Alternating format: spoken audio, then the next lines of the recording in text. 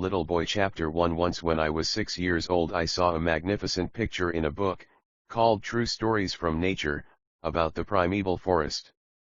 It was a picture of a boa constrictor in the act of swallowing an animal. Here is a copy of the drawing. In the book it said, boa constrictors swallow their prey whole, without chewing it. After that they are not able to move, and they sleep through the 6 months that they need for digestion. I pondered deeply, then, over the adventures of the jungle. And after some work with a colored pencil I succeeded in making my first drawing. My drawing number 1. It looked like this. I showed my masterpiece to the grown ups, and asked them whether the drawing frightened them. But they answered, frighten? Why should anyone be frightened by a hat? My drawing was not a picture of a hat. It was a picture of a boa constrictor digesting an elephant. But since the grown ups were not able to understand it, I made another drawing. I drew the inside of the boa constrictor, so that the grown ups could see it clearly. They always need to have things explained. My drawing number 2 looked like this. The grown ups response, this time, was to advise me to lay aside my drawings of boa constrictors, whether from the inside or the outside, and devote myself instead to geography, history, arithmetic, and grammar. That is why, at the age of 6, I gave up what might have been a magnificent career as a painter. I had been disheartened by the failure of my drawing number 1 and my drawing number 2. Grown ups never understand anything by themselves, and it is tiresome for children to be always and forever explaining things to them. So then I chose another profession, and learned to pilot airplanes. I have flown a little over all parts of the world, and it is true that geography has been very useful to me. At a glance I can distinguish China from Arizona. If one gets lost in the night, such knowledge is valuable. In the course of this life I have had a great many encounters with a great many people who have been concerned with matters of consequence. I have lived a great deal among grown ups. I have seen them intimately, close at hand. And that hasn't much improved my opinion of them. Whenever I met one of them who seemed to me at all clear-sighted, I tried the experiment of showing him my drawing number 1, which I have always kept. I would try to find out, so, if this was a person of true understanding. But, whoever it was, he, or she, would always say, that is a hat. Then I would never talk to that person about boa constrictors, or primeval forests, or stars. I would bring myself down to his level. I would talk to him about bridge, and golf, and politics, and neckties. And the grown-up would be greatly pleased to have met such a sensible man. Chapter 2. So I lived my life alone, without anyone that I could really talk to, until I had an accident with my plane in the desert of Sahara, 6 years ago. Something was broken in my engine. And as I had with me neither a mechanic nor any passengers, I set myself to attempt the difficult repairs all alone. It was a question of life or death for me. I had scarcely enough drinking water to last a week. The first night, then, I went to sleep on the sand, 1,000 miles from any human habitation. I was more isolated than a shipwrecked sailor on a raft in the middle of the ocean. Thus you can imagine my amazement, at sunrise, when I was awakened by an odd little voice. It said, if you please draw me a sheep. What? Draw me a sheep? I jumped to my feet, completely thunderstruck. I blinked my eyes hard. I looked carefully all around me. And I saw a most extraordinary small person, who stood there examining me with great seriousness. Here you may see the best portrait that, later, I was able to make of him. But my drawing is certainly very much less charming than its model. That, however, is not my fault. The grown ups discouraged me in my painter's career when I was 6 years old, and I never learned to draw anything, except boas from the outside and boas from the inside. Now I stared at this sudden apparition with my eyes fairly starting out of my head in astonishment. Remember, I had crashed in the desert 1,000 miles from any inhabited region. And yet my little man seemed neither to be straying uncertainly among the sands, nor to be fainting from fatigue or hunger or thirst or fear. Nothing about him gave any suggestion of a child lost in the middle of the desert, 1,000 miles from any human habitation. When at last I was able to speak, I said to him, "But what are you doing here?" And in answer he repeated, very slowly, as if he were speaking of a matter of great consequence, "If you please draw me a sheep." When a mystery is too overpowering, one dare not disobey. Absurd as it might seem to me, 1,000 miles from any human habitation and in danger of death, I took out of my pocket a sheet of paper and my fountain pen. But then I remembered how my studies had been concentrated on geography, history, arithmetic, and grammar, and I told the little chap, a little crossly, too, that I did not know how to draw. He answered me, "That doesn't matter.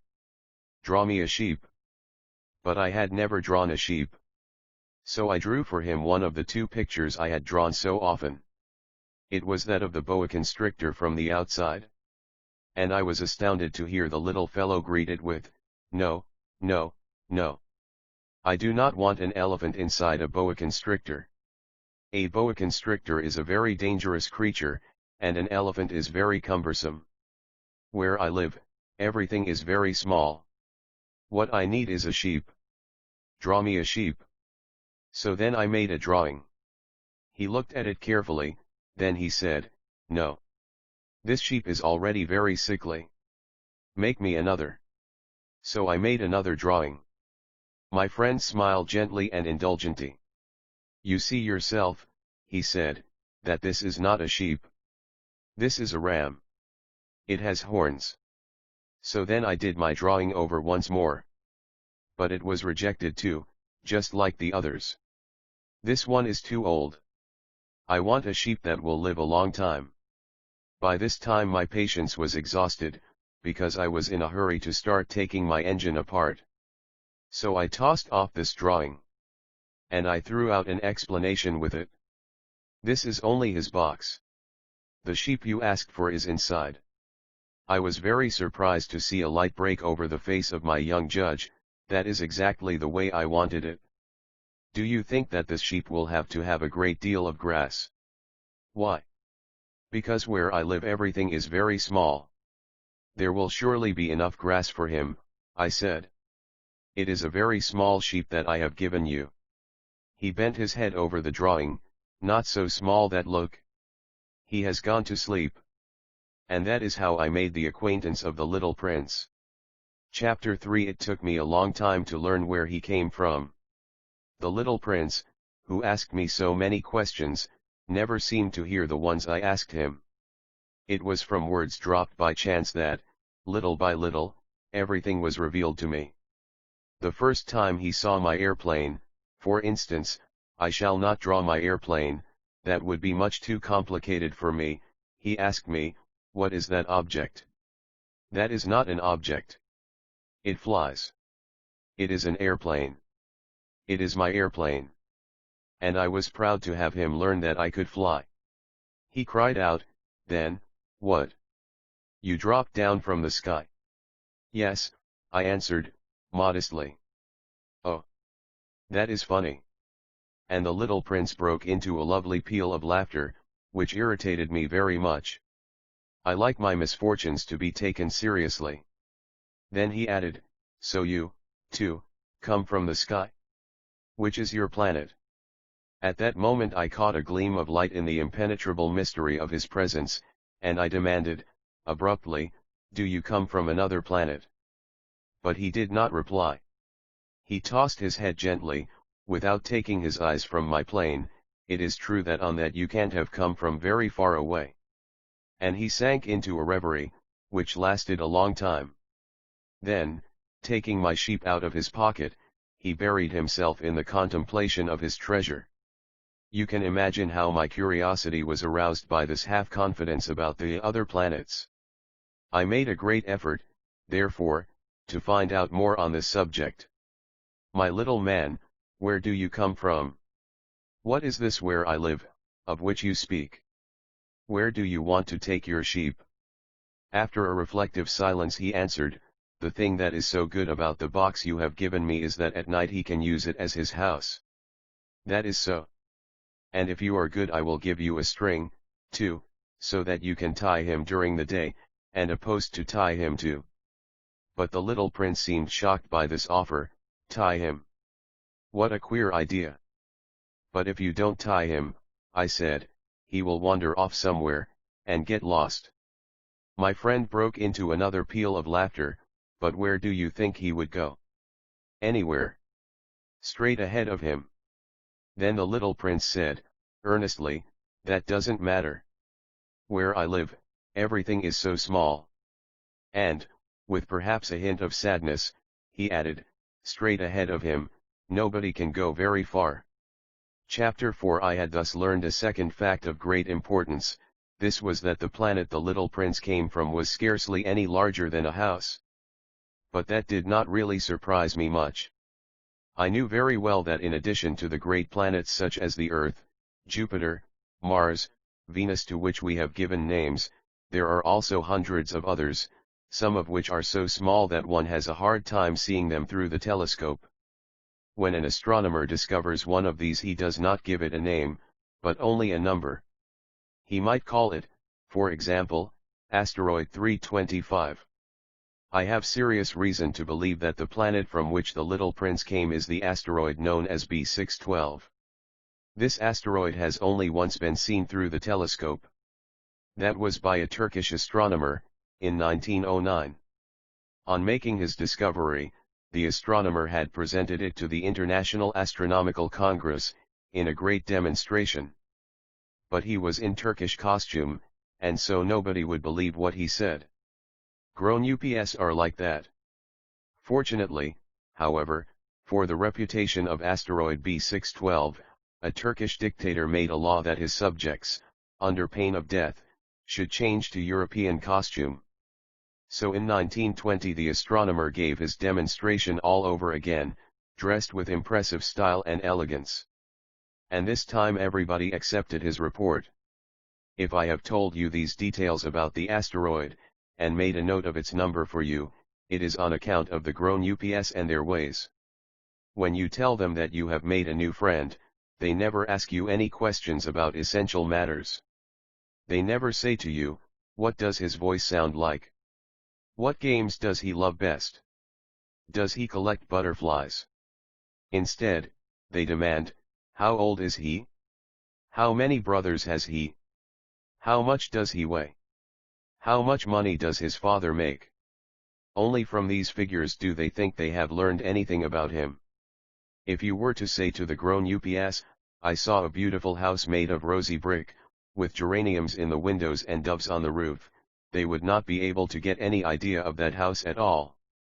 You would have to say to them, I saw a house that cost $20,000. Then they would exclaim, oh, what a pretty house that is. Just so, you might say to them, the proof that the little prince existed is that he was charming, that he laughed, and that he was looking for a sheep. If anybody wants a sheep, that is a proof that he exists. And what good would it do to tell them that? They would shrug their shoulders, and treat you like a child. But if you said to them, the planet he came from is asteroid B612, then they would be convinced, and leave you in peace from their questions. They are like that. One must not hold it against them. Children should always show great forbearance toward grown-up people. But certainly, for us who understand life, figures are a matter of indifference. I should have liked to begin this story in the fashion of the fairy tales. I should have liked to say, once upon a time there was a little prince who lived on a planet that was scarcely any bigger than himself, and who had need of a sheep. To those who understand life, that would have given a much greater air of truth to my story. For I do not want anyone to read my book carelessly. I have suffered too much grief in setting down these memories. 6 years have already passed since my friend went away from me, with his sheep. If I try to describe him here, it is to make sure that I shall not forget him. To forget a friend is sad. Not everyone has had a friend. And if I forget him, I may become like the grown-ups who are no longer interested in anything but figures. It is for that purpose, again, that I have bought a box of paints and some pencils. It is hard to take up drawing again at my age, when I have never made any pictures except those of the boa constrictor from the outside and the boa constrictor from the inside, since I was 6. I shall certainly try to make my portraits as true to life as possible. But I am not at all sure of success. One drawing goes along all right, and another has no resemblance to its subject. I make some errors, too, in the little prince's height. In one place he is too tall and in another too short. And I feel some doubts about the color of his costume. So I fumble along as best I can, now good, now bad, and I hope generally fair to middling. In certain more important details I shall make mistakes, also. But that is something that will not be my fault. My friend never explained anything to me. He thought, perhaps, that I was like himself. But I, alas, do not know how to see sheep through tee walls of boxes. Perhaps I am a little like the grown-ups. I have had to grow old. Chapter 5. As each day passed I would learn, in our talk, something about the little prince's planet, his departure from it, his journey. The information would come very slowly, as it might chance to fall from his thoughts. It was in this way that I heard, on the 3rd day, about the catastrophe of the baobabs. This time, once more, I had the sheep to thank for it. For the little prince asked me abruptly as if seized by a grave doubt, "It is true, isn't it, that sheep eat little bushes?" "Yes, that is true." "Ah! I am glad." I did not understand why it was so important that sheep should eat little bushes. But the little prince added, "Then it follows that they also eat baobabs." I pointed out to the little prince that baobabs were not little bushes, but, on the contrary, trees as big as castles, and that even if he took a whole herd of elephants away with him, the herd would not eat up one single baobab. The idea of the herd of elephants made the little prince laugh. "We would have to put them one on top of the other," he said. But he made a wise comment, "Before they grow so big, the baobabs start out by being little." "That is strictly correct," I said. "But why do you want the sheep to eat the little baobabs?" He answered me at once, "Oh, come, come," as if he were speaking of something that was self-evident. And I was obliged to make a great mental effort to solve this problem, without any assistance. Indeed, as I learned, there were on the planet where the little prince lived, as on all planets, good plants and bad plants. In consequence, there were good seeds from good plants, and bad seeds from bad plants. But seeds are invisible. They sleep deep in the heart of the earth's darkness, until someone among them is seized with the desire to awaken. Then this little seed will stretch itself and begin timidly at first to push a charming little sprig inoffensively upward toward the sun. If it is only a sprout of radish or the sprig of a rose bush, one would let it grow wherever it might wish. But when it is a bad plant, one must destroy it as soon as possible, the very first instant that one recognizes it. Now there were some terrible seeds on the planet that was the home of the little prince, and these were the seeds of the baobab. The soil of that planet was infested with them. A baobab is something you will never be able to get rid of if you attend to it too late. It spreads over the entire planet. It bores clear through it with its roots. And if the planet is too small, and the baobabs are too many, they split it in pieces. "It is a question of discipline," the little prince said to me later on. "When you've finished your own toilet in the morning, then it is time to attend to the toilet of your planet, just so, with the greatest care. You must see to it that you pull up regularly all the baobabs, at the very first moment when they can be distinguished from the rosebushes which they resemble so closely in their earliest youth. It is very tedious work," the little prince added, "but very easy. And one day he said to me, 'You ought to make a beautiful drawing, so that the children where you live can see exactly how all this is. That would be very useful to them if they were to travel some day.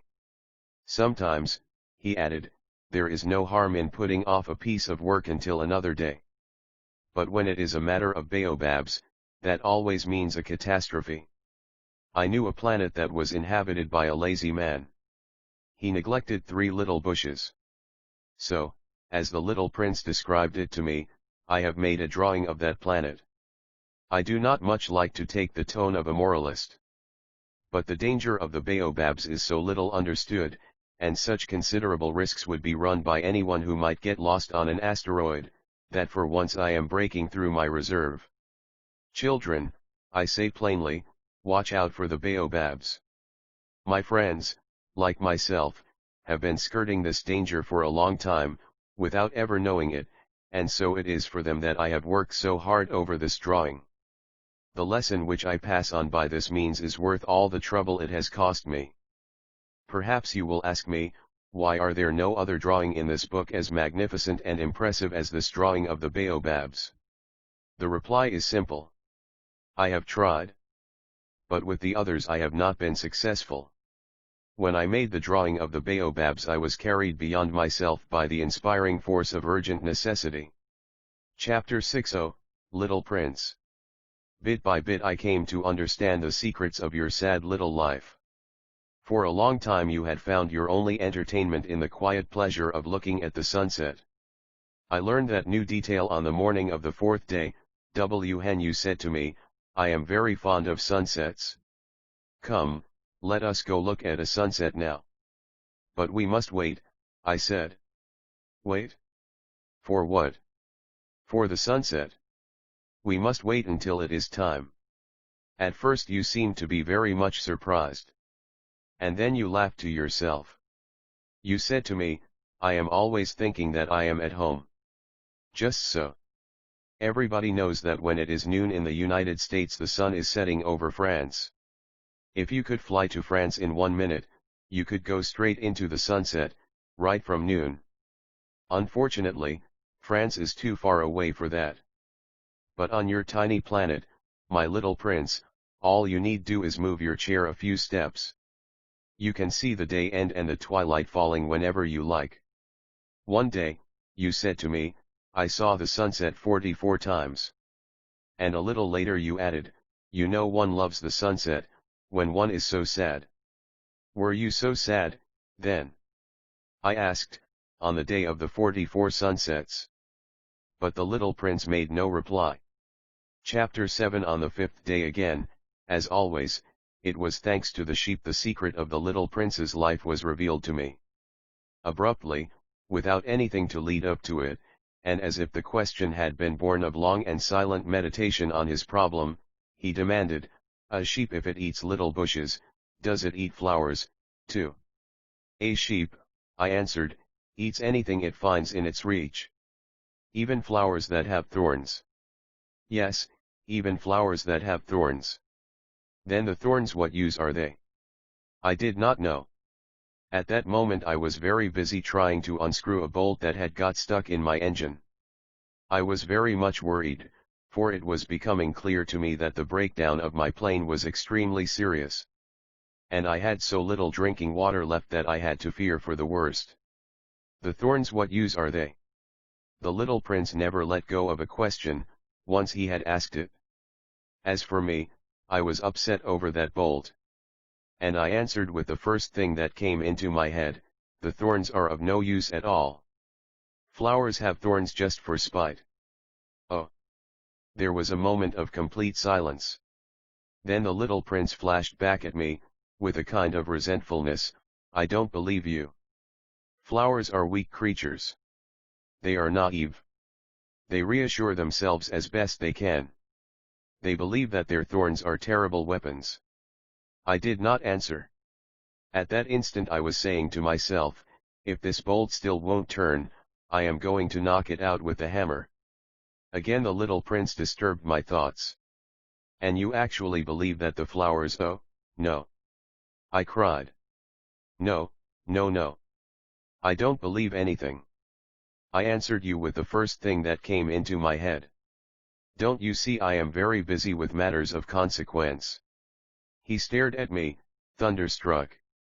Matters of consequence. He looked at me there, with my hammer in my hand, my fingers black with engine grease, bending down over an object which seemed to him extremely ugly. "You talk just like the grown UPS." That made me a little ashamed. But he went on, relentlessly, "You mix everything up together. You confuse everything." He was really very angry. He tossed his golden curls in the breeze. "I know a planet where there is a certain red-faced gentleman. He has never smelled a flower. He has never looked at a star. He has never loved anyone. He has never done anything in his life but add up figures. And all day he says over and over, just like you, 'I am busy with matters of consequence.' And that makes him swell up with pride. But he is not a man, he is a mushroom." "A what?" "A mushroom." The little prince was now white with rage. "The flowers have been growing thorns for millions of years. For millions of years the sheep have been eating them just the same. And is it not a matter of consequence to try to understand why the flowers go to so much trouble to grow thorns which are never of any use to them? Is the warfare between the sheep and the flowers not important? Is this not of more consequence than a fat red-faced gentleman's sums?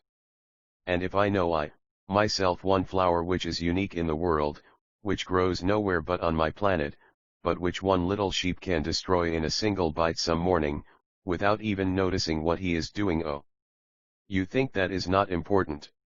His face turned from white to red as he continued, "If someone loves a flower, of which just one single blossom grows in all the millions and millions of stars, it is enough to make him happy just to look at the stars. He can say to himself, 'Somewhere, my flower is there.' But if the sheep eats the flower, in one moment all his stars will be darkened. And you think that is not important?" He could not say anything more. His words were choked by sobbing. The night had fallen. I had let my tools drop from my hands. Of what moment now was my hammer, my bolt, or thirst, or death? On one star, one planet, my planet, the earth, there was a little prince to be comforted. I took him in my arms, and rocked him. I said to him, 'The flower that you love is not in danger. I will draw you a muzzle for your sheep. I will draw you a railing to put around your flower. I did not know what to say to him. I felt awkward and blundering. I did not know how I could reach him, where I could overtake him and go on hand in hand with him once more. It is such a secret place, the land of tears." Chapter 8. I soon learned to know this flower better. On the little prince's planet the flowers had always been very simple. They had only one ring of petals, they took up no room at all, they were a trouble to nobody. One morning they would appear in the grass, and by night they would have faded peacefully away. But one day, from a seed blown from no one knew where, a new flower had come up, and the little prince had watched very closely over this small sprout which was not like any other small sprouts on his planet. It might, you see, have been a new kind of baobab. The shrub soon stopped growing, and began to get ready to produce a flower. The little prince, who was present at the first appearance of a huge bud, felt at once that some sort of miraculous apparition must emerge from it. But the flower was not satisfied to complete the preparations for her beauty in the shelter of her green chamber. She chose her colors with the greatest care. She adjusted her petals one by one. She did not wish to go out into the world all rumpled, like the field poppies. It was only in the full radiance of her beauty that she wished to appear. Oh, yes. She was a coquettish creature. And her mysterious adornment lasted for days and days. Then one morning, exactly at sunrise, she suddenly showed herself. And, after working with all this painstaking precision, she yawned and said, "Ah! I am scarcely awake. I beg that you will excuse me. My petals are still all disarranged." But the little prince could not restrain his admiration. "Oh! How beautiful you are!" "Am I not?" the flower responded, sweetly. "And I was born at the same moment as the Sunday." The little prince could guess easily enough that she was not any too modest, but how moving and exciting she was. I think it is time for breakfast, she added an instant later. If you would have the kindness to think of my needs. And the little prince, completely abashed, went to look for a sprinkling can of fresh water. So, he tended the flower. So, too, she began very quickly to torment him with her vanity, which was, if the truth be known, a little difficult to deal with. One day, for instance, when she was speaking of her 4 thorns, she said to the little prince, "Let the tigers come with their claws." "There are no tigers on my planet," the little prince objected. "And, anyway, tigers do not eat weeds." "I am not a weed," the flower replied, sweetly. "Please excuse me. I am not at all afraid of tigers," she went on, "but I have a horror of drafts." "I suppose you wouldn't have a screen for me." "A horror of drafts, that is bad luck, for a plant," remarked the little prince, and added to himself, "This flower is a very complex creature. At night I want you to put me under a glass globe. It is very cold where you live." "In the place I came from," but she interrupted herself at that point. She had come in the form of a seed. She could not have known anything of any other worlds. Embarrassed over having let herself be caught on the verge of such a naive untruth, she coughed 2 or 3 times, in order to put the little prince in the wrong. "The screen. I was just going to look for it when you spoke to me." Then she forced her cough a little more so that he should suffer from remorse just the same. So the little prince, in spite of all the goodwill that was inseparable from his love, had soon come to doubt her. He had taken seriously words which were without importance, and it made him very unhappy. "I ought not to have listened to her," he confided to me one day. "One never ought to listen to the flowers. One should simply look at them and breathe their fragrance. Mine perfumed all my planet. But I did not know how to take pleasure in all her grace. This tale of claws, which disturbed me so much, should only have filled my heart with tenderness and pity." And he continued his confidences, "The fact is that I did not know how to understand anything. I ought to have judged by deeds and not by words. She cast her fragrance and her radiance over me. I ought never to have run away from her. I ought to have guessed all the affection that lay behind her poor little stratagems. Flowers are so inconsistent. But I was too young to know how to love her." Chapter 9. I believe that for his escape he took advantage of the migration of a flock of wild birds. On the morning of his departure he put his planet in perfect order. He carefully cleaned out his active volcanoes. He possessed 2 active volcanoes, and they were very convenient for heating his breakfast in the morning. He also had 1 volcano that was extinct. But, as he said, one never knows. So he cleaned out the extinct volcano, too. If they are well cleaned out, volcanoes burn slowly and steadily, without any eruptions. Volcanic eruptions are like fires in a chimney. On our Earth we are obviously much too small to clean out our volcanoes. That is why they bring no end of trouble upon us. The little prince also pulled up, with a certain sense of dejection, the last little shoots of the baobabs. He believed that he would never want to return. But on this last morning all these familiar tasks seemed very precious to him. And when he watered the flower for the last time, and prepared to place her under the shelter of her glass globe, he realized that he was very close to tears. "Goodbye," he said to the flower. But she made no answer. "Goodbye," he said again. The flower coughed. But it was not because she had a cold. "I have been silly," she said to him, at last. "I ask your forgiveness. Try to be happy." He was surprised by this absence of reproaches.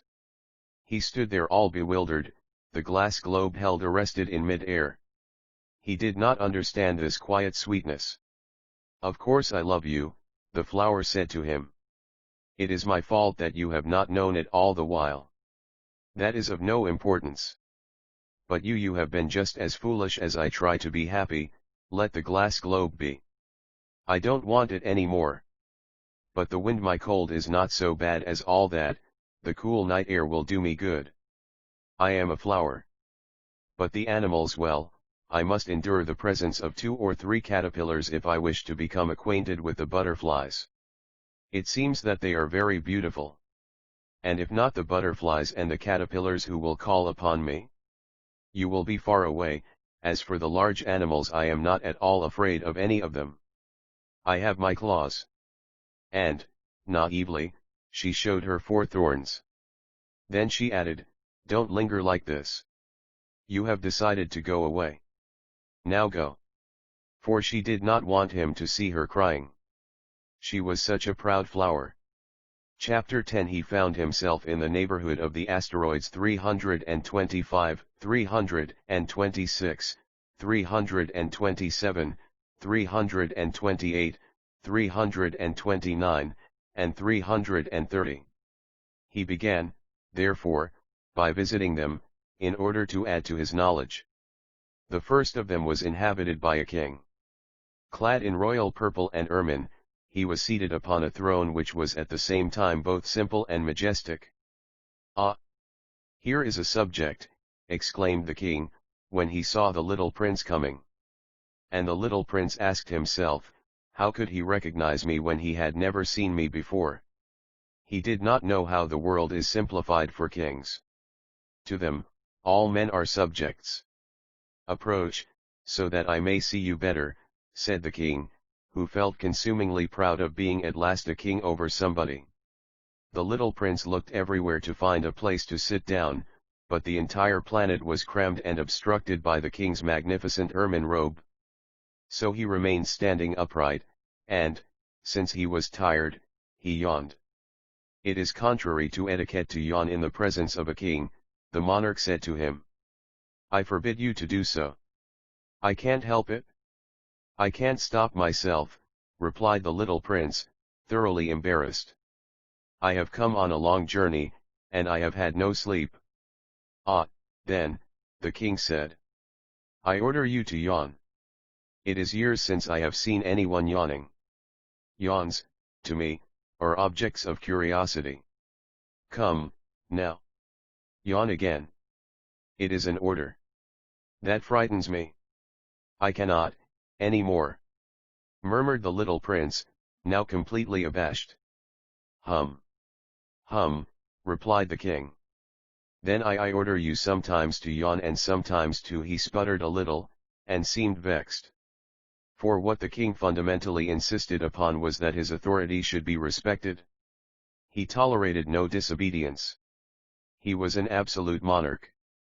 But, because he was a very good man, he made his orders reasonable.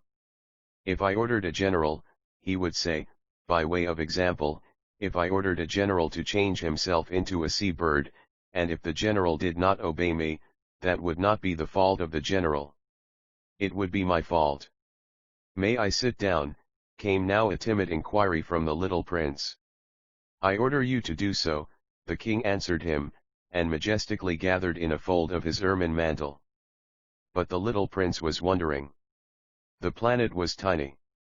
Over what could this king really rule? Sire, he said to him, I beg that you will excuse my asking you a question. I order you to ask me a question, the king hastened to assure him. Sire, over what do you rule? Over everything, said the king, with magnificent simplicity. Over everything. The king made a gesture, which took in his planet, the other planets, and all the stars. Over all that? Asked the little prince. Over all that, the king answered. For his rule was not only absolute, it was also universal. And the stars obey you? Certainly they do, the king said. They obey instantly. I do not permit insubordination. Such power was a thing for the little prince to marvel at. If he had been master of such complete authority, he would have been able to watch the sunset, not 44 times in one day, but 72, or even 100, or even 200 times, without ever having to move his chair. And because he felt a bit sad as he remembered his little planet which he had forsaken, he plucked up his courage to ask the king a favor. I should like to see a sunset, do me that kindness. Order the sun to set. If I ordered a general to fly from one flower to another like a butterfly, or to write a tragic drama, or to change himself into a sea-bird, and if the general did not carry out the order that he had received, which one of us would be in the wrong? The king demanded. The general, or myself? You, said the little prince firmly. Exactly. One must require from each one the duty which each one can perform, the king went on. Accepted authority rests first of all on reason. If you ordered your people to go and throw themselves into the sea, they would rise up in revolution. I have the right to require obedience because my orders are reasonable. Then my son said, the little prince reminded him, for he never forgot a question once he had asked it. You shall have your sunset. I shall command it. But, according to my science of government, I shall wait until conditions are favorable. When will that be? Inquired the little prince. Hum. Hum, replied the king, and before saying anything else he consulted a bulky almanac. Hum.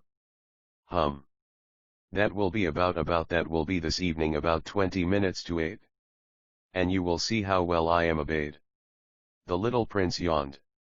He was regretting his lost sunset. And then, too, he was already beginning to be a little bored.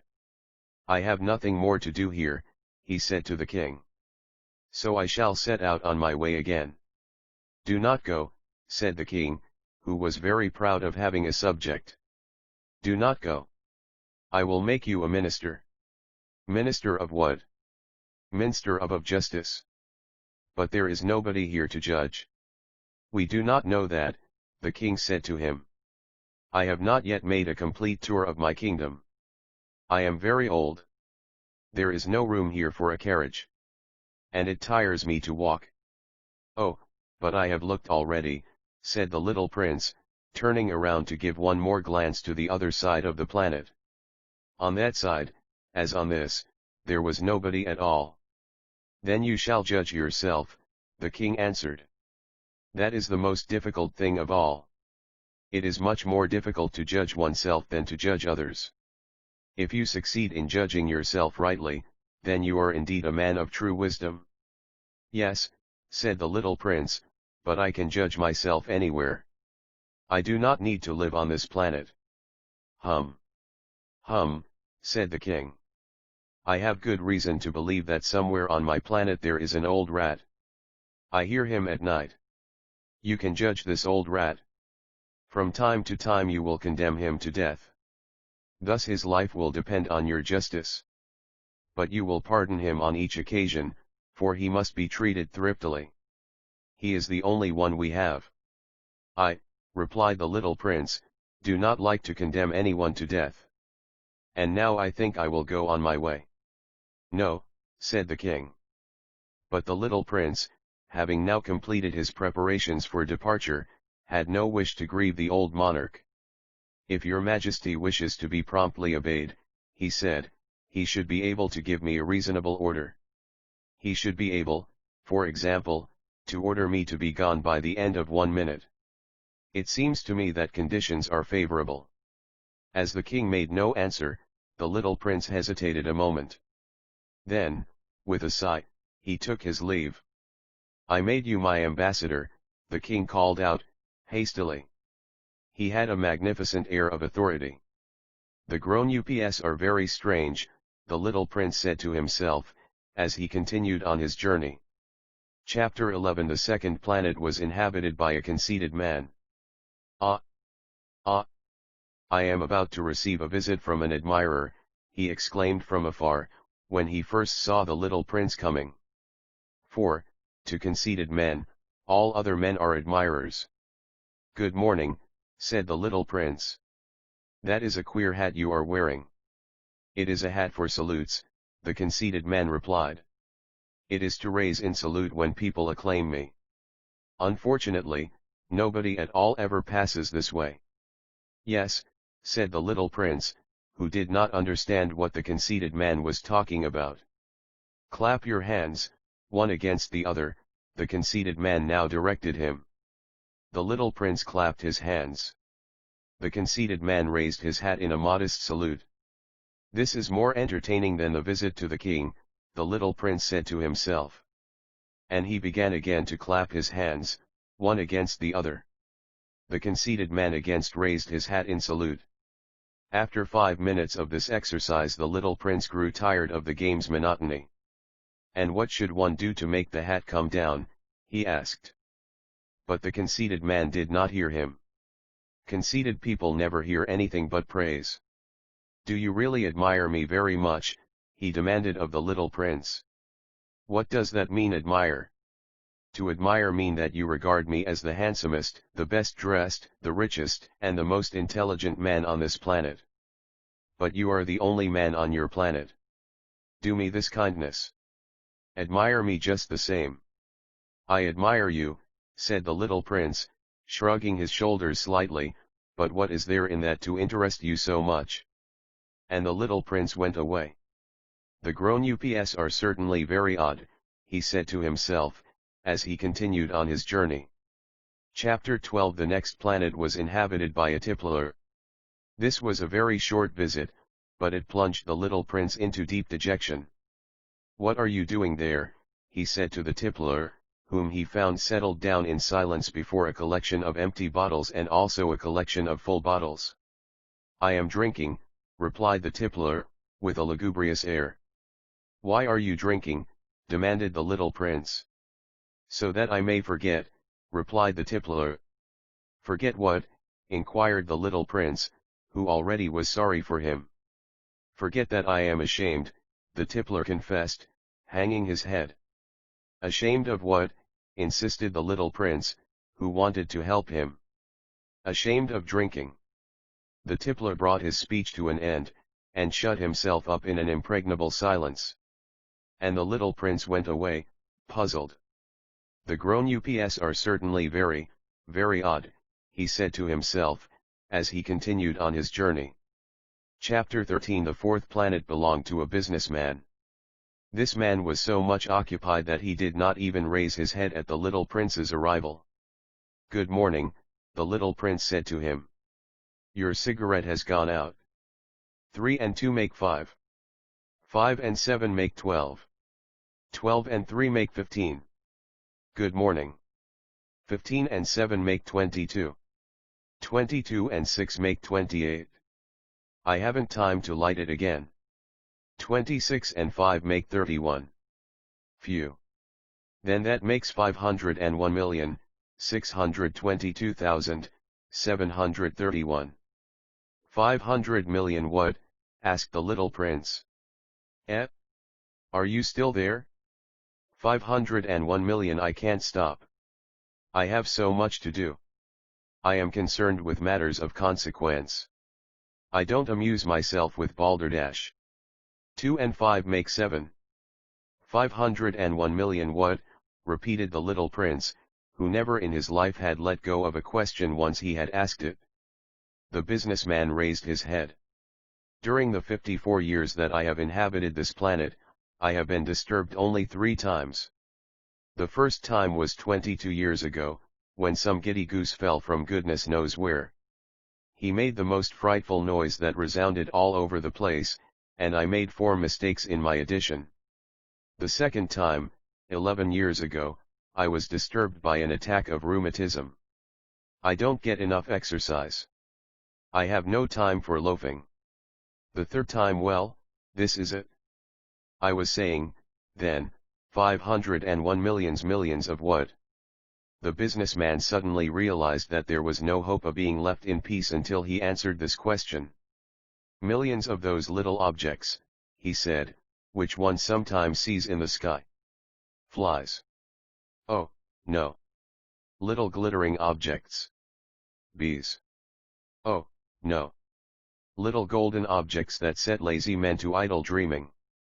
As for me, I am concerned with matters of consequence. There is no time for idle dreaming in my life. Ah. You mean the stars? Yes, that's it. The stars. And what do you do with 500 millions of stars? 501,622,731. I am concerned with matters of consequence, I am accurate. And what do you do with these stars? What do I do with them? Yes. Nothing. I own them. You own the stars? Yes.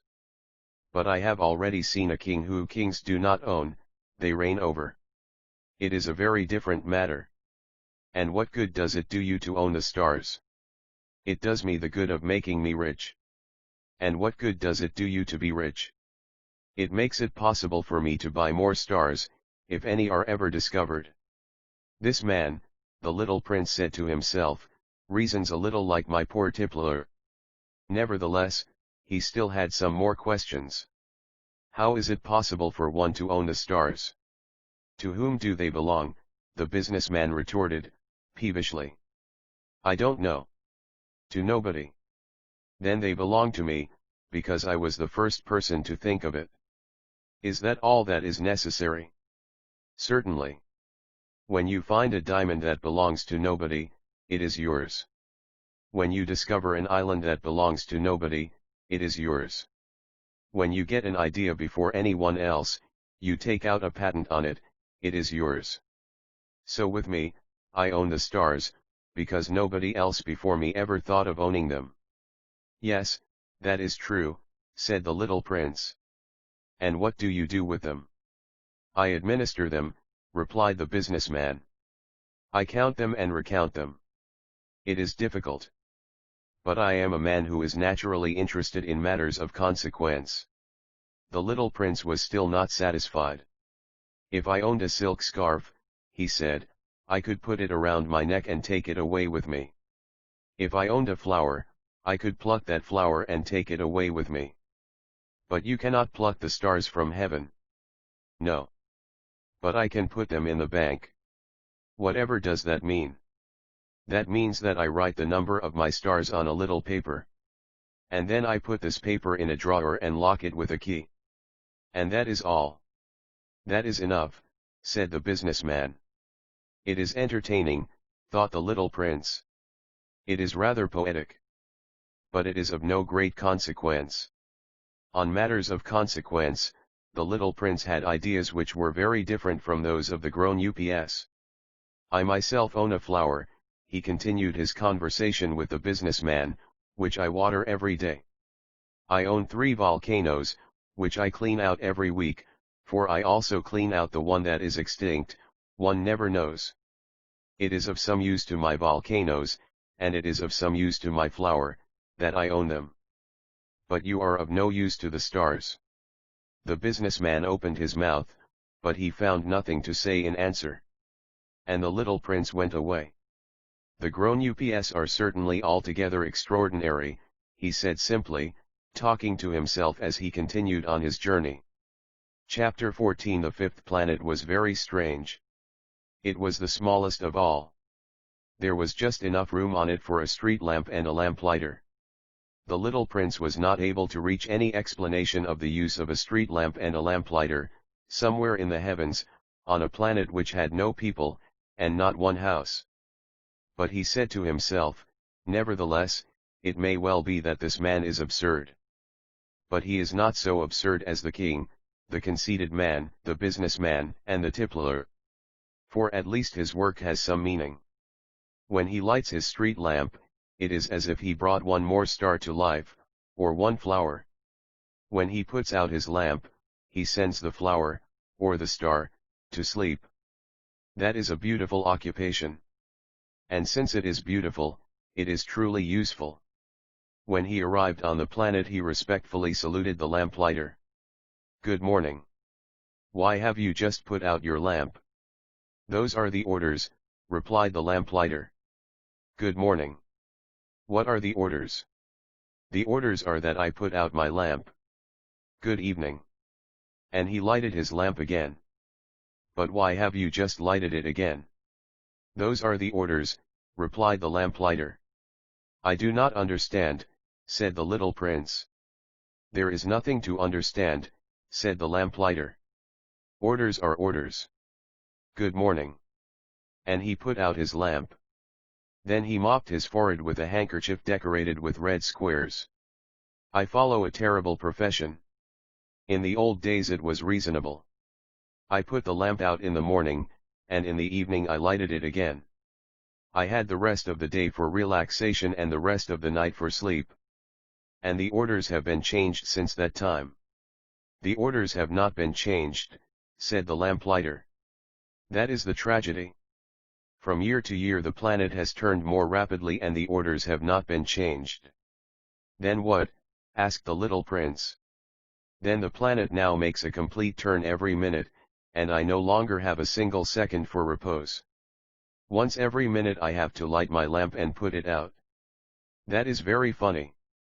A day lasts only 1 minute, here where you live.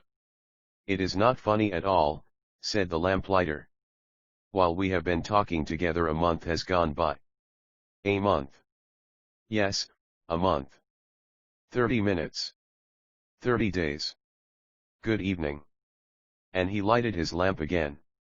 As the little prince watched him, he felt that he loved this lamplighter who was so faithful to his orders.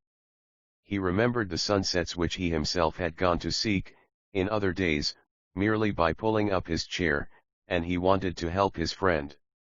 You know, he said, I can tell you a way you can rest whenever you want to. I always want to rest, said the lamplighter. For it is possible for a man to be faithful and lazy at the same time. The little prince went on with his explanation. Your planet is so small that 3 strides will take you all the way around it. To be always in the sunshine, you need only walk along rather slowly. When you want to rest, you will walk and the day will last as long as you like. That doesn't do me much good, said the lamplighter. The one thing I love in life is to sleep. Then you're unlucky, said the little prince. I am unlucky, said the lamplighter. Good morning. And he put out his lamp. That man, said the little prince to himself, as he continued farther on his journey, that man would be scorned by all the others, by the king, by the conceited man, by the tippler, by the businessman. Nevertheless he is the only one of them all who does not seem to me ridiculous. Perhaps that is because he is thinking of something else besides himself. He breathed a sigh of regret, and said to himself, again, that man is the only one of them all whom I could have made my friend. But his planet is indeed too small. There is no room on it for 2 people. What the little prince did not dare confess was that he was sorry most of all to leave this planet, because it was blessed every day with 1440 sunsets. Chapter 15. The 6th planet was 10 times larger than the last one. It was inhabited by an old gentleman who wrote voluminous books. Oh, look! Here is an explorer, he exclaimed to himself when he saw the little prince coming. The little prince sat down on the table and panted a little. He had already traveled so much and so far. Where do you come from? The old gentleman said to him. What is that big book? Said the little prince. What are you doing? I am a geographer, the old gentleman said to him. What is a geographer? Asked the little prince. A geographer is a scholar who knows the location of all the seas, rivers, towns, mountains, and deserts. That is very interesting, said the little prince. Here at last is a man who has a real profession. And he cast a look around him at the planet of the geographer. It was the most magnificent and stately planet that he had ever seen. Your planet is very beautiful, he said. Has it any oceans? I couldn't tell you, said the geographer. Ah! The little prince was disappointed. Has it any mountains? I couldn't tell you, said the geographer. And towns, and rivers, and deserts? I couldn't tell you that, either. But you are a geographer. Exactly, the geographer said. But I am not an explorer. I haven't a single explorer on my planet. It is not the geographer who goes out to count the towns, the rivers, the mountains, the seas, the oceans, and the deserts. The geographer is much too important to go loafing about. He does not leave his desk. But he receives the explorers in his study. He asks them questions, and he notes down what they recall of their travels. And if the recollections of any one among them seem interesting to him, the geographer orders an inquiry into that explorer's moral character. Why is that? Because an explorer who told lies would bring disaster on the books of the geographer. So would an explorer who drank too much. Why is that? Asked the little prince. Because intoxicated men see double. Then the geographer would note down 2 mountains in a place where there was only one. I know someone, said the little prince, who would make a bad explorer. That is possible. Then, when the moral character of the explorer is shown to be good, an inquiry is ordered into his discovery. One goes to see it? No. That would be too complicated. But one requires the explorer to furnish proofs.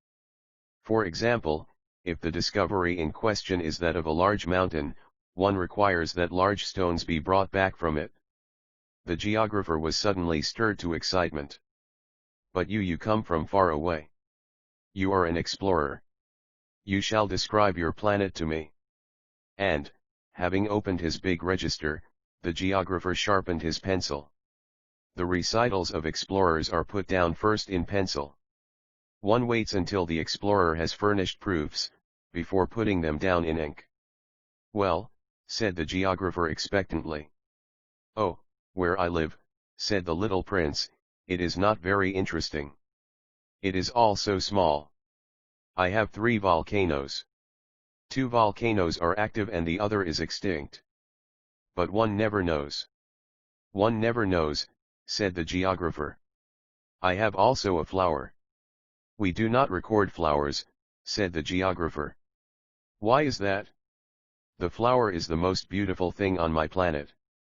We do not record them, said the geographer, because they are ephemeral. What does that mean, ephemeral? Geographies, said the geographer, are the books which, of all books, are most concerned with matters of consequence. They never become old-fashioned. It is very rarely that a mountain changes its position. It is very rarely that an ocean empties itself of its waters. We write of eternal things. But extinct volcanoes may come to life again, the little prince interrupted. What does that mean, ephemeral? Whether volcanoes are extinct or alive, it comes to the same thing for us, said the geographer. The thing that matters to us is the mountain. It does not change. But what does that mean, ephemeral?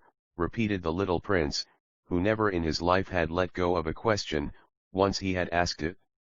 It means, which is in danger of speedy disappearance. Is my flower in danger of speedy disappearance? Certainly it is. My flower is ephemeral, the little prince said to himself, and she has only 4 thorns to defend herself against the world. And I have left her on my planet, all alone. That was his first moment of regret. But he took courage once more. What place would you advise me to visit now? He asked. The planet Earth, replied the geographer. It has a good reputation. And the little prince went away, thinking of his flower. Chapter 16. So then the 7th planet was the Earth. The Earth is not just an ordinary planet. One can count, their 111 kings, not forgetting, to be sure, the Negro kings among them, 7,000 geographers, 900,000 businessmen, 7,500,000 tipplers, 311 million conceited men, that is to say, about 2 billion grown ups. To give you an idea of the size of the Earth, I will tell you that before the invention of electricity it was necessary to maintain, over the whole of the 6 continents, a veritable army of 462,511 lamplighters for the street lamps. Seen from a slight distance, that would make a splendid spectacle. The movements of this army would be regulated like those of the ballet in the opera. First would come the turn of the lamplighters of New Zealand and Australia. Having set their lamps alight, these would go off to sleep. Next, the lamplighters of China and Siberia would enter for their steps in the dance, and then they too would be waved back into the wings. After that would come the turn of the lamplighters of Russia and the Indies, then those of Africa and Europe, then those of South America, then those of South America, then those of North America. and never would they make a mistake in the order of their entry upon the stage. It would be magnificent. Only the man who was in charge of the single lamp at the North Pole, and his colleague who was responsible for the single lamp at the South Pole, only these two would live free from toil and care. They would be busy twice a year. Chapter 17. When one wishes to play the wit, he sometimes wanders a little from the truth. I have not been altogether honest in what I have told you about the lamplighters. And I realize that I run the risk of giving a false idea of our planet to those who do not know it. Men occupy a very small place upon the earth. If the 2 billion inhabitants who people its surface were all to stand upright and somewhat crowded together, as they do for some big public assembly, they could easily be put into one public square 20 miles long and 20 miles wide. All humanity could be piled up on a small Pacific islet. The grown-ups, to be sure, will not believe you when you tell them that. They imagine that they fill a great deal of space. They fancy themselves as important as the baobabs. You should advise them, then, to make their own calculations.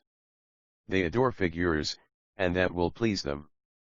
But do not waste your time on this extra task. It is unnecessary. You have, I know, confidence in me. When the little prince arrived on the earth, he was very much surprised not to see any people. He was beginning to be afraid he had come to the wrong planet, when a coil of gold, the color of the moonlight, flashed across the sand. "Good evening," said the little prince courteously. "Good evening," said the snake. "What planet is this on which I have come down?" asked the little prince. "This is the earth, this is Africa," the snake answered. "Ah! Then there are no people on the earth. This is the desert.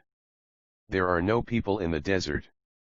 "The earth is large," said the snake. The little prince sat down on a stone, and raised his eyes toward the sky.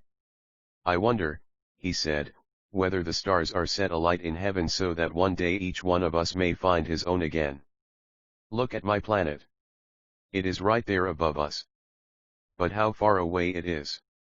"It is beautiful," the snake said. "What has brought you here?" "I have been having some trouble with a flower," said the little prince. "Ah," said the snake. And they were both silent. "Where are the men?" the little prince at last took up the conversation again. "It is a little lonely in the desert." "It is also lonely among men," the snake said. The little prince gazed at him for a long time.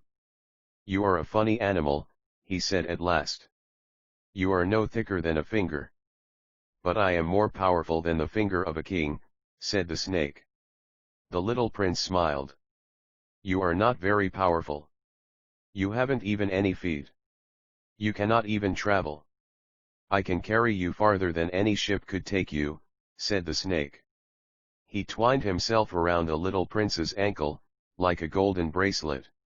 "Whomever I touch, I send back to the earth from whence he came," the snake spoke again. "But you are innocent and true, and you come from a star." The little prince made no reply. "You move me to pity, you are so weak on this earth made of granite," the snake said. "I can help you, some day, if you grow too homesick for your own planet." "I can. Oh, I understand you very well," said the little prince. "But why do you always speak in riddles?" "I solve them all," said the snake. And they were both silent. Chapter 18. The little prince crossed the desert and met with only one flower. It was a flower with 3 petals, a flower of no account at all. "Good morning," said the little prince. "Good morning," said the flower. "Where are the men?" the little prince asked, politely. The flower had once seen a caravan passing. "Men," she echoed. "I think there are 6 or 7 of them in existence. I saw them, several years ago. But one never knows where to find them. The wind blows them away. They have no roots, and that makes their life very difficult." "Goodbye," said the little prince. "Goodbye," said the flower. Chapter 19. After that, the little prince climbed a high mountain. The only mountains he had ever known were the 3 volcanoes, which came up to his knees. And he used the extinct volcano as a footstool. From a mountain as high as this one, he said to himself, I shall be able to see the whole planet at one glance, and all the people. But he saw nothing, save peaks of rock that were sharpened like needles. Good morning, he said courteously. Good morning, good morning, good morning, answered the echo. Who are you? Said the little prince. Who are you, who are you, who are you? Answered the echo. Be my friends. I am all alone, he said. I am all alone, all alone, all alone, answered the echo. What a queer planet, he thought. It is altogether dry, and altogether pointed, and altogether harsh and forbidding. And the people have no imagination. They repeat whatever one says to them.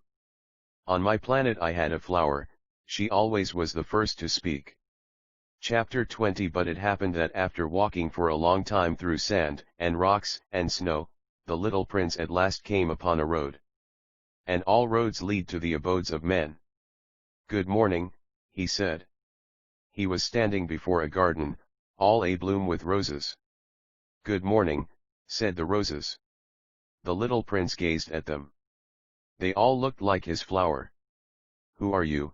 He demanded, thunderstruck. We are roses, the roses said.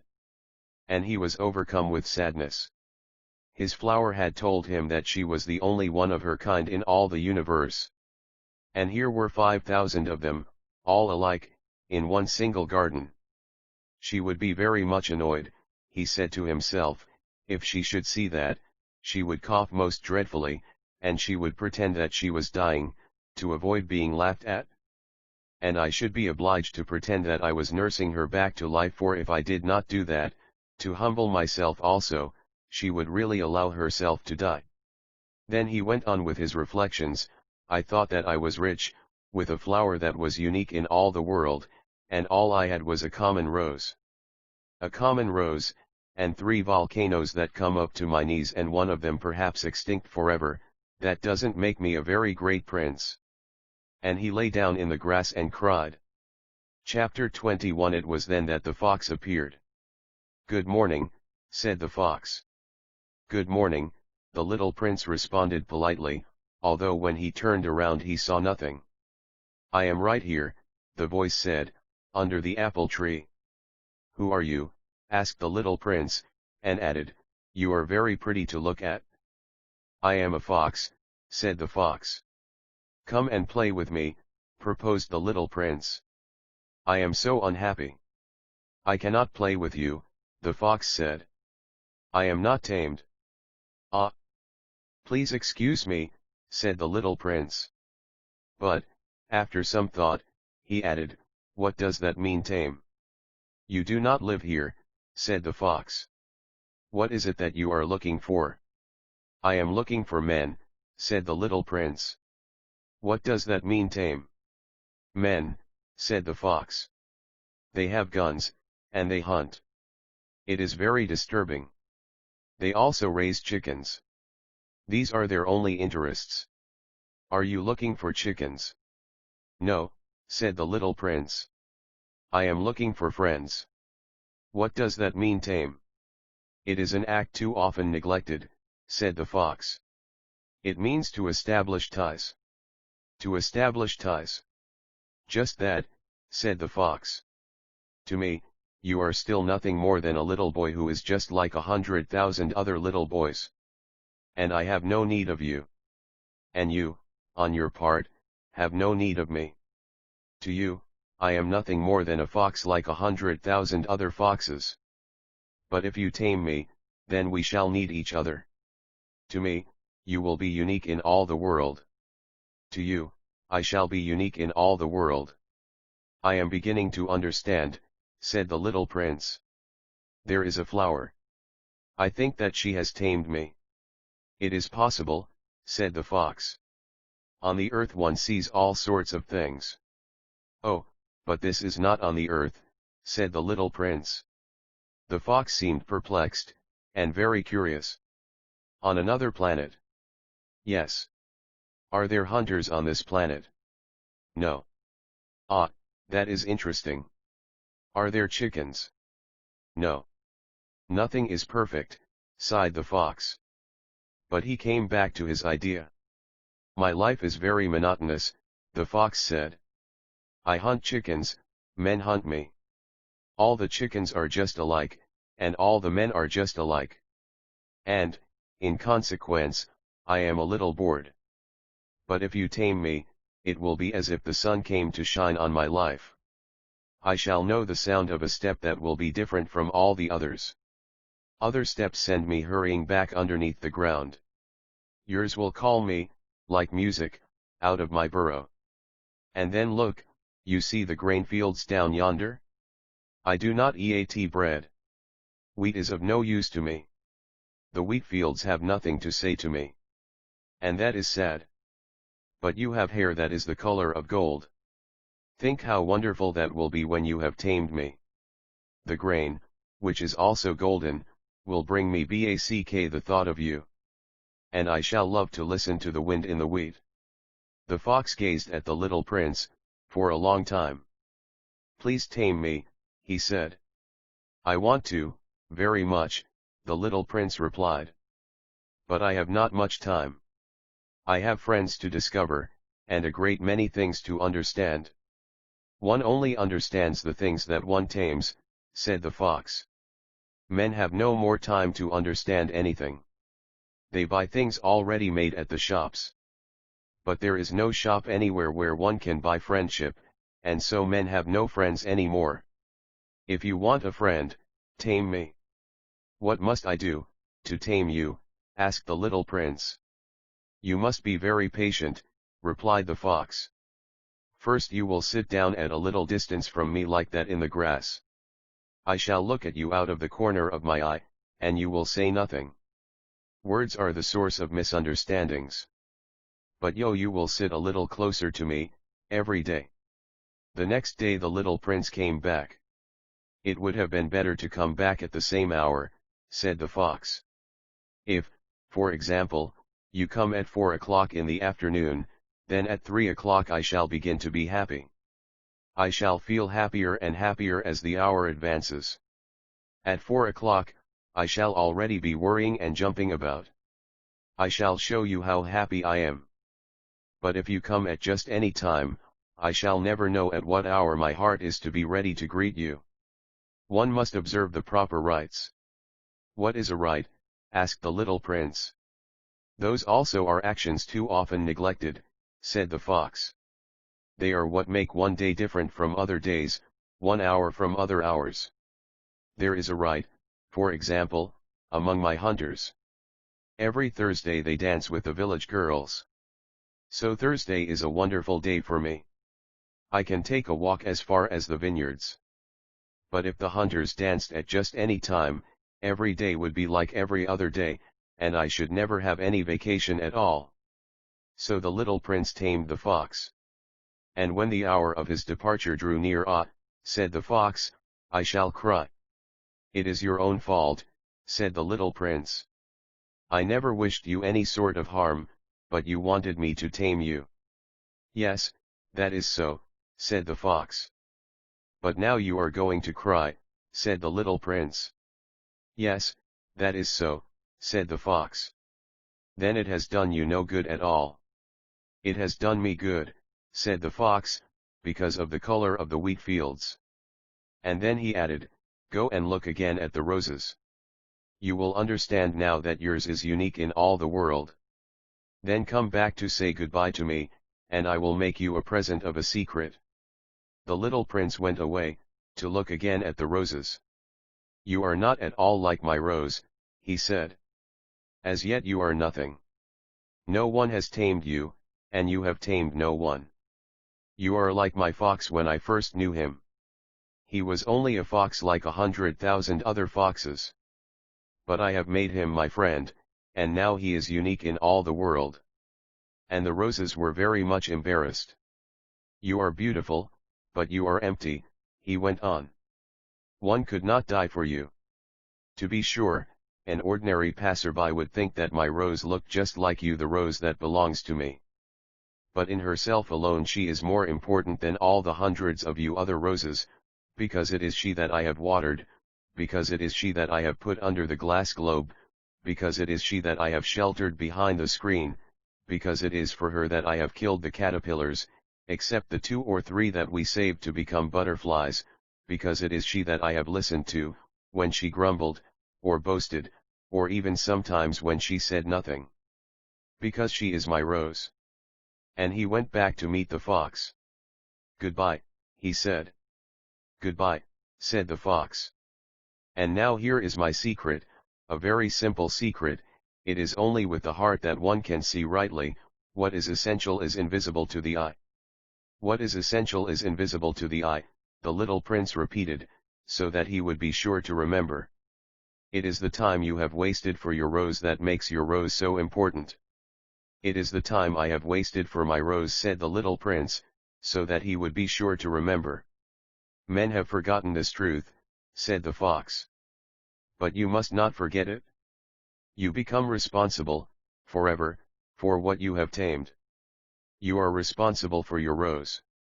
I am responsible for my rose, the little prince repeated, so that he would be sure to remember. Chapter 22. Good morning, said the little prince. Good morning, said the railway switchman. What do you do here? The little prince asked. I sort out travelers, in bundles of 1,000, said the switchman. I send off the trains that carry them, now to the right, now to the left. And a brilliantly lighted express train shook the switchman's cabin as it rushed by with a roar like thunder. They are in a great hurry, said the little prince. What are they looking for? Not even the locomotive engineer knows that, said the switchman. And a second brilliantly lighted express thundered by, in the opposite direction. Are they coming back already? Demanded the little prince. These are not the same ones, said the switchman. It is an exchange. Were they not satisfied where they were? Asked the little prince. No one is ever satisfied where he is, said the switchman. And they heard the roaring thunder of a third brilliantly lighted express. Are they pursuing the first travelers? Demanded the little prince. They are pursuing nothing at all, said the switchman. They are asleep in there, or if they are not asleep they are yawning. Only the children are flattening their noses against the window panes. Only the children know what they are looking for, said the little prince. They waste their time over a rag doll and it becomes very important to them, and if anybody takes it away from them, they cry. They are lucky, the switchman said. Chapter 23. Good morning, said the little prince. Good morning, said the merchant.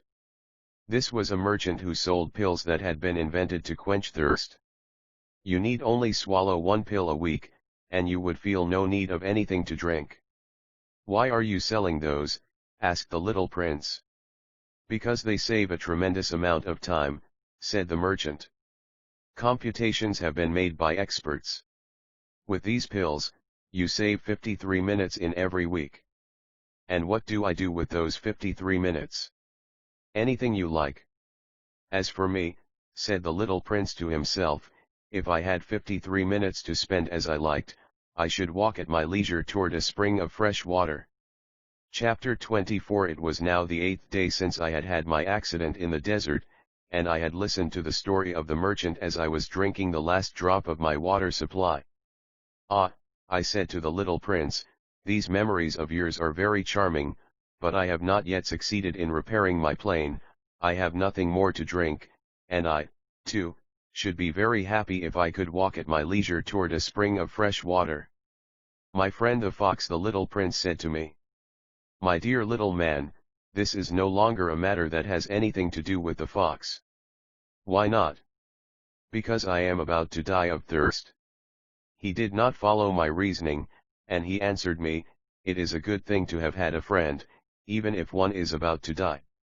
I, for instance, am very glad to have had a fox as a friend. He has no way of guessing the danger, I said to myself. He has never been either hungry or thirsty. A little sunshine is all he needs.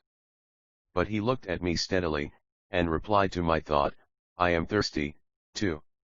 Let us look for a well. I made a gesture of weariness. It is absurd to look for a well, at random, in the immensity of the desert. But nevertheless we started walking. When we had trudged along for several hours, in silence, the darkness fell, and the stars began to come out. Thirst had made me a little feverish, and I looked at them as if I were in a dream. The little prince's last words came reeling back into my memory, "Then you are thirsty, too?" I demanded. But he did not reply to my question. He merely said to me, "Water may also be good for the heart." I did not understand this answer, but I said nothing.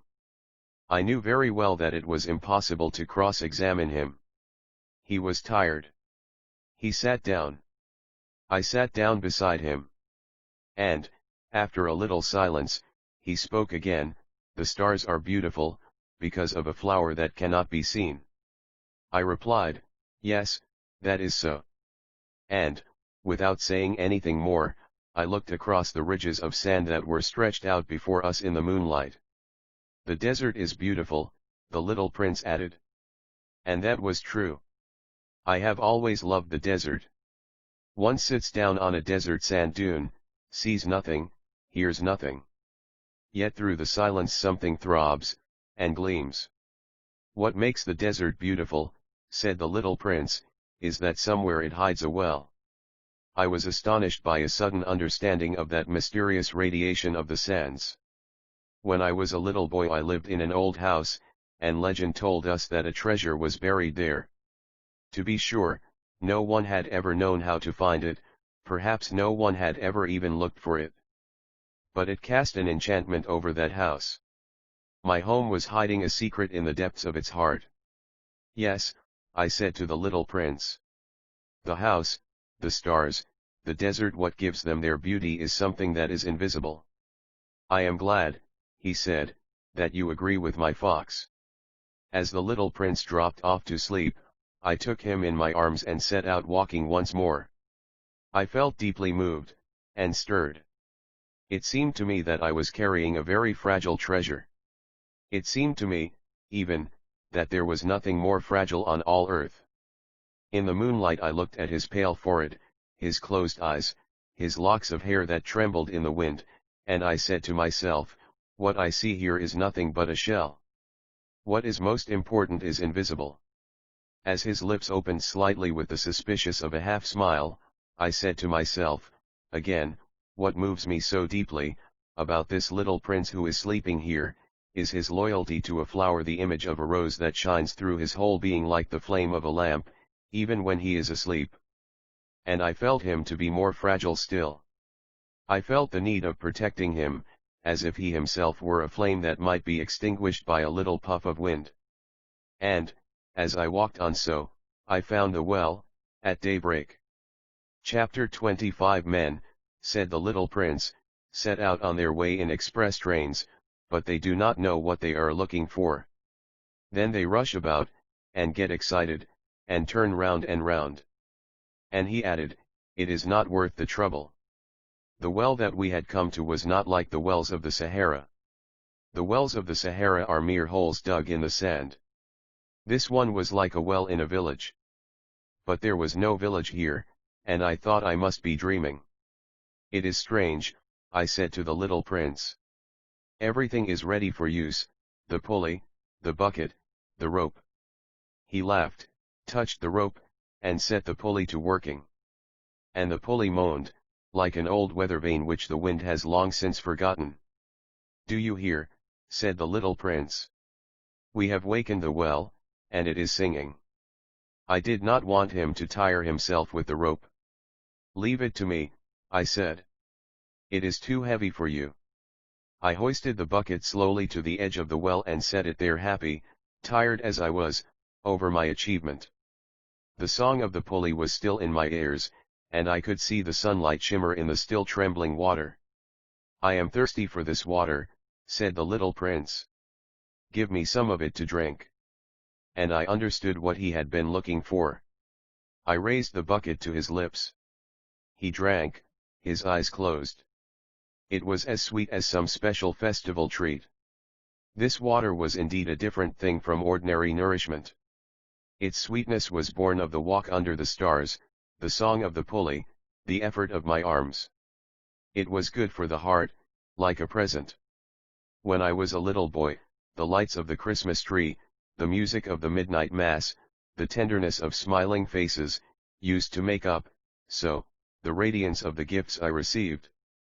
The men where you live, said the little prince, raise 5,000 roses in the same garden and they do not find in it what they are looking for. They do not find it, I replied. And yet what they are looking for could be found in one single rose, or in a little water. Yes, that is true, I said. And the little prince added, but the eyes are blind. One must look with the heart. I had drunk the water. I breathed easily. At sunrise the sand is the color of honey.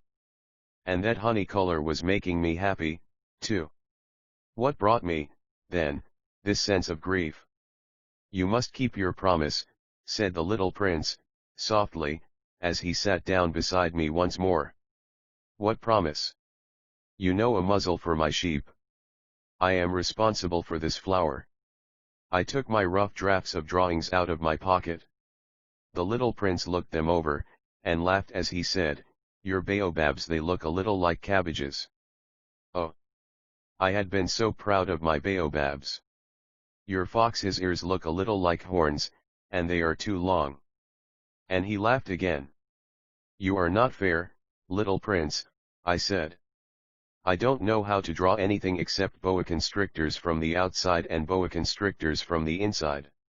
Oh, that will be all right, he said, children understand. So then I made a pencil sketch of a muzzle. And as I gave it to him my heart was torn. You have plans that I do not know about, I said. But he did not answer me. He said to me, instead, you know my descent to the earth. Tomorrow will be its anniversary. Then, after a silence, he went on, I came down very near here. And he flushed. And once again, without understanding why, I had a queer sense of sorrow. One question, however, occurred to me, then it was not by chance that on the morning when I first met you a week ago you were strolling along like that, all alone, 1,000 miles from any inhabited region? You were on your back to the place where you landed. The little prince flushed again.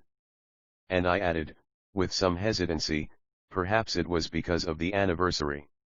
The little prince flushed once more. He never answered questions, but when one flushes, does that not mean yes? Ah, I said to him, I am a little frightened, but he interrupted me. Now you must work. You must return to your engine. I will be waiting for you here. Come back tomorrow evening. But I was not reassured. I remembered the fox. One runs the risk of weeping a little, if one lets himself be tamed. Chapter 26 returns to his planet. Beside the well there was the ruin of an old stone wall. When I came back from my work, the next evening, I saw from some distance away my little Price sitting on top of a wall, with his feet dangling. And I heard him say, then you don't remember. This is not the exact spot. Another voice must have answered him, for he replied to it, yes, yes. It is the right day, but this is not the place. I continued my walk toward the wall. At no time did I see or hear anyone. The little prince, however, replied once again, dash exactly. You will see where my track begins, in the sand. You have nothing to do but wait for me there. I shall be there tonight. I was only 20 meters from the wall, and I still saw nothing. After a silence the little prince spoke again, you have good poison? You are sure that it will not make me suffer too long? I stopped in my tracks, my heart torn asunder, but still I did not understand. Now go away, said the little prince. I want to get down from the wall. I dropped my eyes, then, to the foot of the wall, and I leaped into the air. There before me, facing the little prince, was one of those yellow snakes that take just 30 seconds to bring your life to an end. Even as I was digging into my pocket to get out my revolver, I made a running step back. But, at the noise I made, the snake let himself flow easily across the sand like the dying spray of a fountain, and, in no apparent hurry, disappeared, with a light metallic sound, among the stones. I reached the wall just in time to catch my little man in my arms. His face was white as snow. "What does this mean?" I demanded. "Why are you talking with snakes?" I had loosened the golden muffler that he always wore. I had moistened his temples, and had given him some water to drink. And now I did not dare ask him any more questions. He looked at me very gravely, and put his arms around my neck. I felt his heart beating like the heart of a dying bird, shot with someone's rifle. "I am glad that you have found what was the matter with your engine," he said. "Now you can go back home." "How do you know about that?" I was just coming to tell him that my work had been successful, beyond anything that I had dared to hope. He made no answer to my question, but he added, "I, too, am going back home today." Then, sadly, it is much farther, it is much more difficult. I realized clearly that something extraordinary was happening. I was holding him close in my arms as if he were a little child, and yet it seemed to me that he was rushing headlong toward an abyss from which I could do nothing to restrain him. His look was very serious, like someone lost far away. "I have your sheep. And I have the sheep's box. And I have the muzzle." And he gave me a sad smile. I waited a long time. I could see that he was reviving little by little. "Dear little man," I said to him, "you are afraid." He was afraid, there was no doubt about that. But he laughed lightly. "I shall be much more afraid this evening." Once again I felt myself frozen by the sense of something irreparable. And I knew that I could not bear the thought of never hearing that laughter any more. For me, it was like a spring of fresh water in the desert. "Little man," I said, "I want to hear you laugh again." But he said to me, "Tonight, it will be a year, my star, then, can be found right above the place where I came to the earth, a year ago." "Little man," I said, "tell me that it is only a bad dream, this affair of the snake, and the meeting place, and the star." But he did not answer my plea. He said to me, instead, "The thing that is important is the thing that is not seen." "Yes, I know. It is just as it is with the flower. If you love a flower that lives on a star, it is sweet to look at the sky at night. All the stars are abloom with flowers." "Yes, I know. It is just as it is with the water. Because of the pulley, and the rope, what you gave me to drink was like music. You remember how good it was?" "Yes, I know. And at night you will look up at the stars. Where I live everything is so small that I cannot show you where my star is to be found. It is better, like that. My star will just be one of the stars, for you.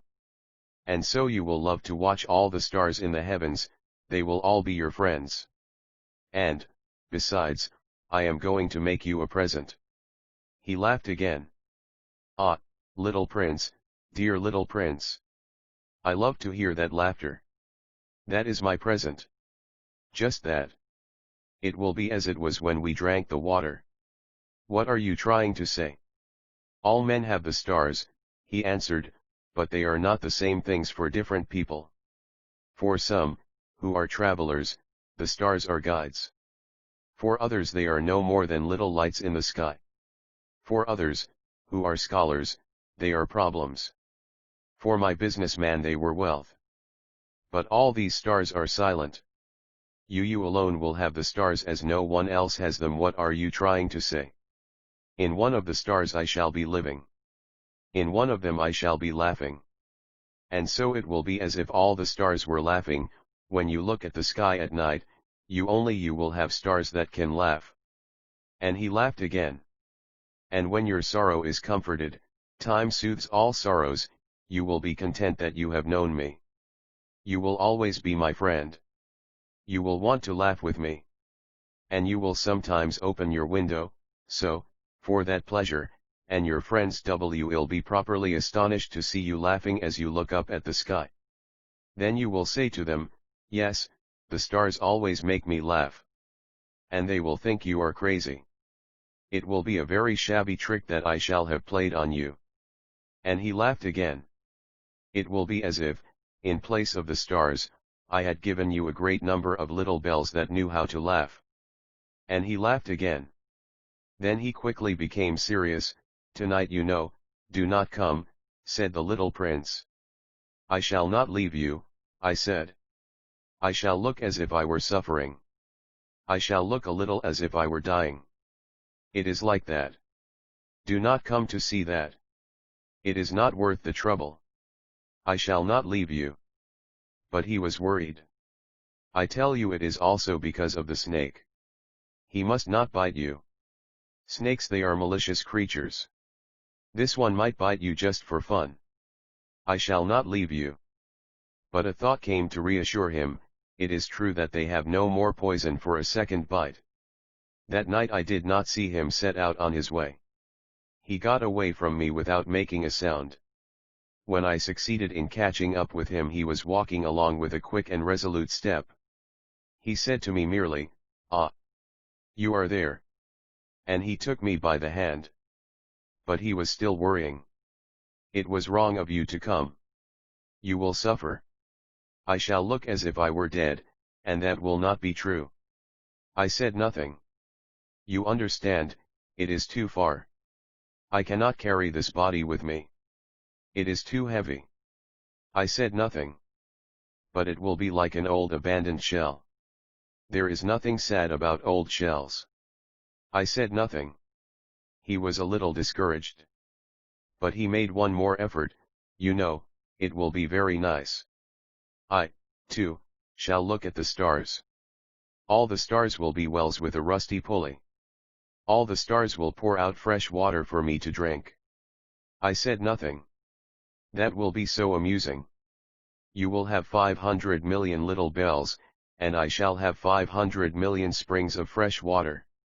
And he too said nothing more, because he was crying. "Here it is. Let me go on by myself." And he sat down, because he was afraid. Then he said, again, "My flower. I am responsible for her. And she is so weak. She is so naive. She has 4 thorns, of no use at all, to protect herself against all the world."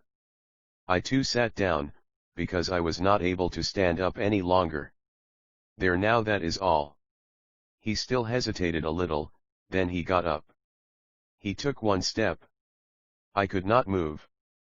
There was nothing but a flash of yellow close to his ankle. He remained motionless for an instant. He did not cry out.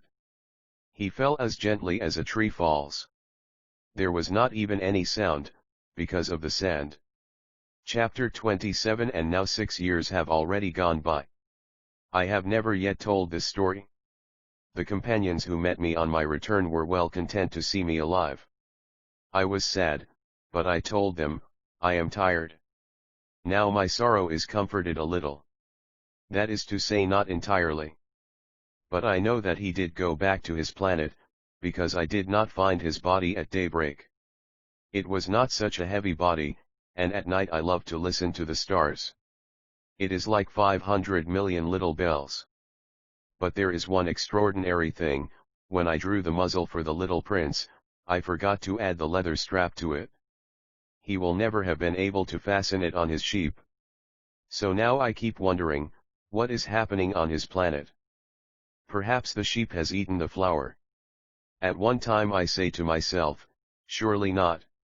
The little prince shuts his flower under her glass globe every night, and he watches over his sheep very carefully. Then I am happy. And there is sweetness in the laughter of all the stars. But at another time I say to myself, at some moment or other one is absent-minded, and that is enough. On some one evening he forgot the glass globe, or the sheep got out, without making any noise, in the night. And then the little bells are changed to tears. Here, then, is a great mystery. For you who also love the little prince, and for me, Nothing in the universe can be the same if somewhere, we do not know where, a sheep that we never saw has yes or no, eaten a rose. Look up at the sky. Ask yourselves, is it yes or no? Has the sheep eaten the flower? And you will see how everything changes. And no grown-up will ever understand that this is a matter of so much importance. This is, to me, the loveliest and saddest landscape in the world. It is the same as that on the preceding page, but I have drawn it again to impress it on your memory. It is here that the little prince appeared on earth, and disappeared. Look at it carefully so that you will be sure to recognize it in case you travel someday to the African desert. And, if you should come upon this spot, please do not hurry on. Wait for a time, exactly under the star. Then, if a little man appears who laughs, who has golden hair and who refuses to answer questions, you will know who he is. If this should happen, please comfort me. Send me word that he has come back. 1.